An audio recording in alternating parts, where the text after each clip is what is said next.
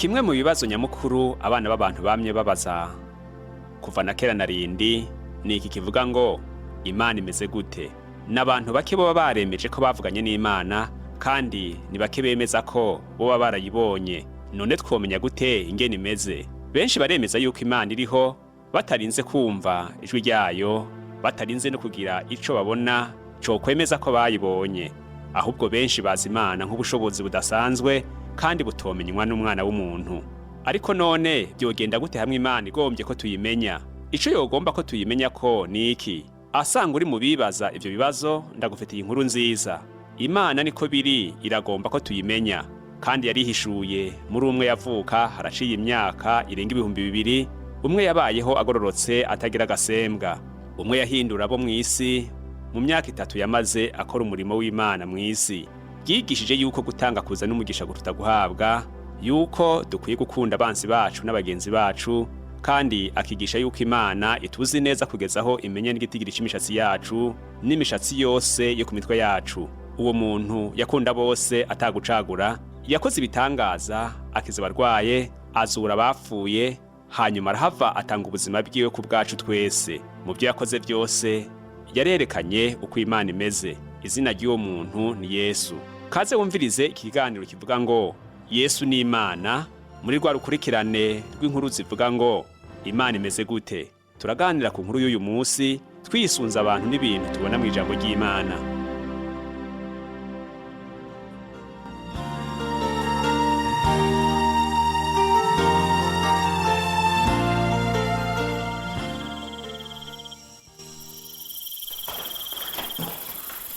Twari tumaze kugendana n'abigishwa banje hafi imyaka nk'itatu. Umunsi umwe tukaba twari mu nzira tuje i Yerusalemu. Mu gitondo kare cyane nihereranye n'abigishwa banje b'imbere, ndabagabisha kubigiye kuba bashitse mu gisagara. Turaduze Yerusalemu, kandi umwana w'umuntu azoshirwa mu maboko y'abaherezi bakuru n'abanyabwenge b'ivyanditswe, bazomucira urubanza rwo gupfa.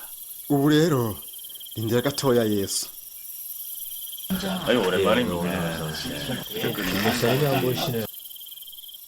Bazomucira urubanza rwo gupfa, kandi bazomuha abanyamahanga ngo ashinyagurirwe.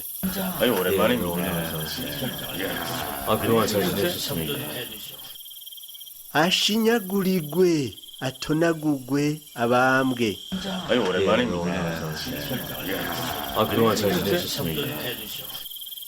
Ariko kandi ku munsi ugira gatatu azozuka.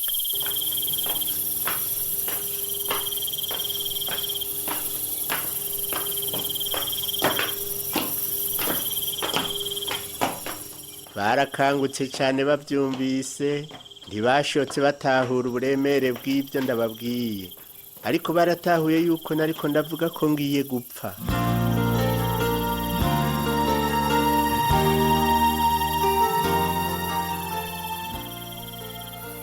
Ariko bukeye bwaho akazuba kari kose, kandi abagabo twari kumwe bose bari bakeye. Isaha ya gatatu twari tugeze aho tubona amarembo y'igisagara. Mu ntango twabona abantu bake cyane, ariko mu mwanya mutoya tuza tubona abantu amajana n'amajana baruzuye ibarabara baza batugana. Abigishwa bongera gukanguka.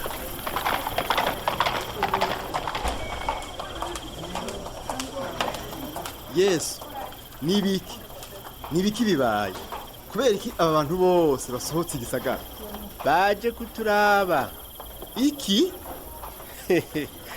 Navuze nti basohotse igisagara baje kuturaba.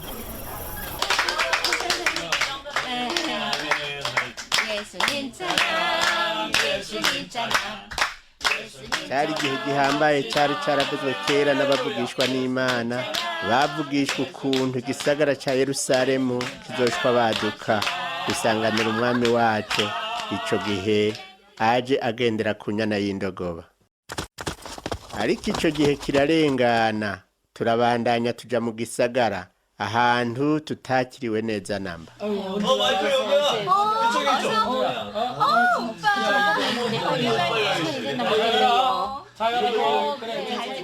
Yesu, mvuga ico nabonye. Ego Toma. Abakuru bo ku rusengero biraboneka ko bababajwe no kubona waje. Ivyo woba wabibonye nawe? Nabibonye neza Toma. Wabibonye? Barya ni babandi bavuga ko bazogufata. Ariko waberetse ko bataguteye ubwoba igihe bakubaza aho ububasha bwawe buva. Ego Toma. Barya abantu bama barajwe ishinga n'ubukuru. Niyumvira ko twogira ico dukoze kubw'ubwo bwoba bafise. Uvyiyumvira ko iki Gatoma?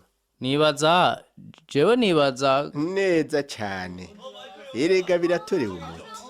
Bene data, mwebwe mwize byinshi, mwumvirize mbabwira inkuru. Mugira ngo iki? Habaye umuntu yari afise abahungu babiri, aragenda barira umukuru ati genda mwana wanje uyu munsi uje gukora mu ruzabibu. Aramwishura ati kasi ngenda. Maze hanyuma aririmbura aragenda.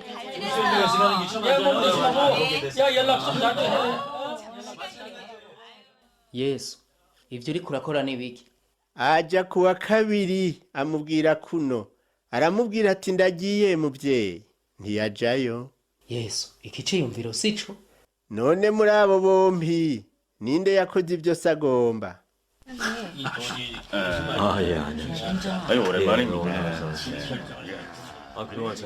Ndababwira ukuri yuko abatoza kori n'abasambanyikazi bazobatanga kwinjira mu bwami bw'Imana.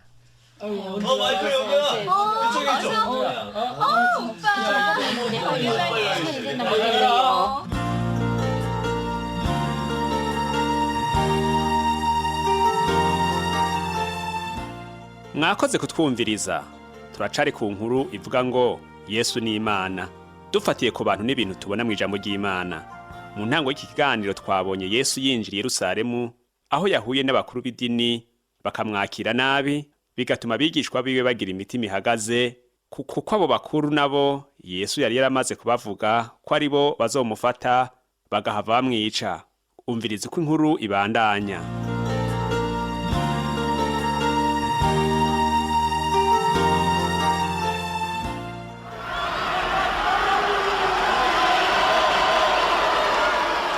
Yesu, dukwiye kuva aha hantu. Yesu, nanjye ndashigikiye ivyo Toma avuze. Mwumva uwundi mugani. Habaye nyene urugo yateye uruzabibu araruzitirira uruzitiro. Yimbamwo ubwato bw'ikinogo yubakamwo umutara. Arusigarana abarimyi aja mu mahanga.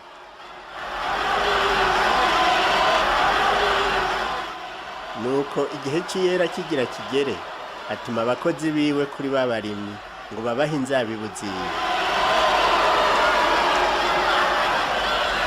Maze babarimyi bafata babakozi biwe, umwe baramushishagura, uwundi baramwica, uwundi bamutera amabuye.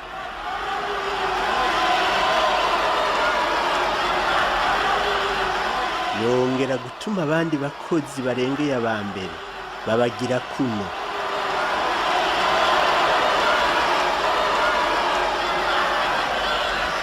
Hanyuma abatuma ku mwana wiwe ati bazosonera umwana wanje. Abo barimyi babonye uwo mwana wiwe baravugana bati ngurya samuragwa nimuze tumwice tuze twegukira umwana wiwe.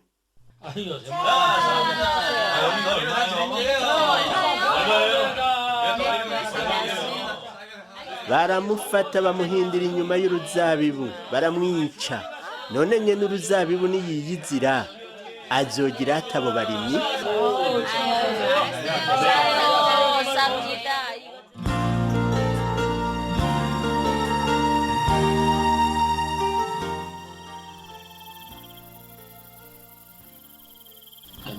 아이고, 어떻게 지냈어요?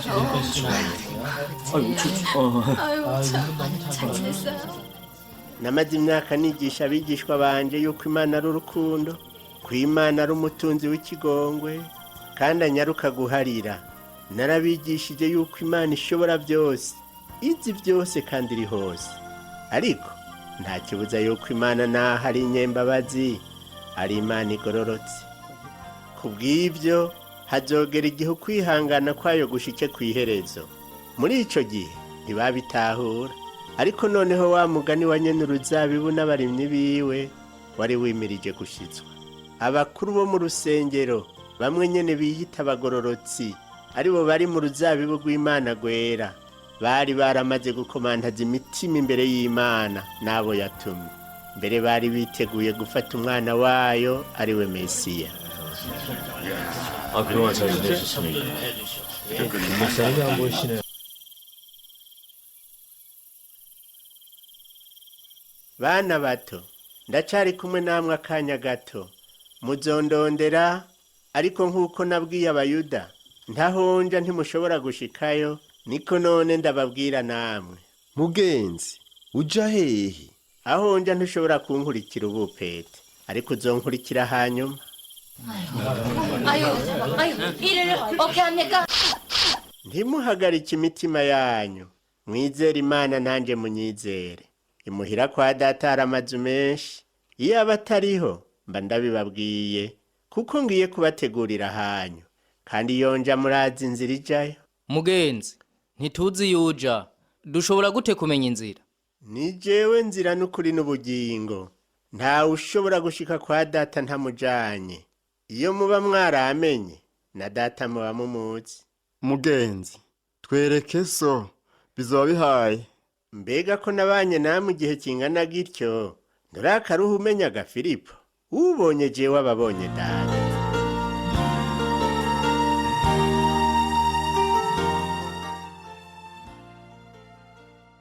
Yesu ni Imana. Imana yo bigomba ko tuyimenya by'ukuri. Asangwa ari vyo ni kubera iki? Ego, Imana iragomba ko tuyimenya kuko yaraturemye kandi iradukunda. Turi ab'igiciro mu nyonga zayo. Mbega Imana irankunda? Ego, Imana iragukunda. Ijambo ry'Imana rivuga ngo kuko urukundo Imana yakunze abari mw'isi ariko rwatumye itanga umwana wayo w'ikinege ngo umwizera wese ntazapfe rubi ariko ahabwe ubugingo budashira. Ni ukuvuga yuko Imana ikunda abo mw'isi bose kandi muri abo nawe urimwo. Uwo uriwe wese aho uri hose Imana iragukunda. Mbega Imana yatwihishuriye gute?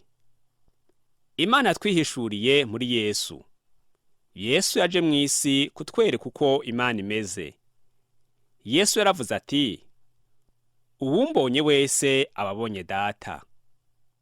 Ariko sindigera mbona Yesu, none jewe bimeze gute? Turigishwa ivya Yesu mw'ijambo ry'Imana. Imana yaduhaye igitabo c'ijambo ryayo kugira ngo kidufashe kumenya ivya Yesu.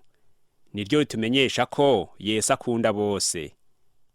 Yavuze ati, nimuze kuri jewe mwese abarushe n'abaremerewe ndabaruhura. Tumenya ingene Imana imeze twigishijwe ivya Yesu. Yesu ninde vy'ukuri? Yesu ni umwana w'Imana ahoraho, yavuye mw'ijuru aza mw'isi aje kudukiza. Yabayeho atunganye, arahava arapfa azira ibyaha byacu. Yarazutse mu bapfuye, ubu ni muzima. Asangwa Yesu ari muzima, ubu ari hehe? Yesu ni muzima uyu munsi, ari kumwe n'Imana Data mw'ijuru. Umunsi umwe azogaruka kuri iyi si. Ubu naho ari kumwe natwe biciye muri mpwemu yera. Mbega jewe ubwanje nomenya Imana gute? Umenya Imana mu kwizera Yesu ukamwakira nk'umukiza wawe. Tandukana n'ivyaha byawe, wizere Yesu umwakire nk'umwami n'umukiza mu bugingo bwawe. Mwegurire ubugingo bwawe, wemere kugendana nawe.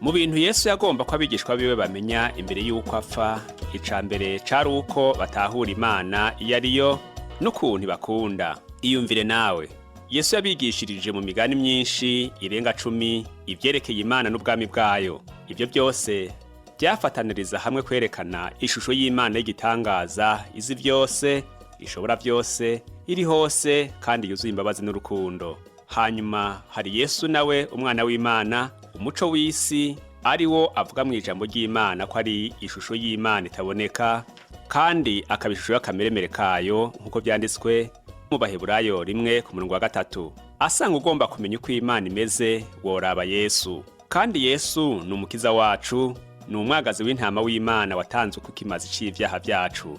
Kuko urabona ukuntu Imana igukunda urukundo rudashira, ariko ibyaha vyacu byadutandukanije n'Imana. Imana yera kandi igororoka yaduciriye inzira kugira ngo ibyaha vyacu bihanagurwe. Iyo nzira ni muri Yesu KRISTO, ijambo rizima ry'Imana.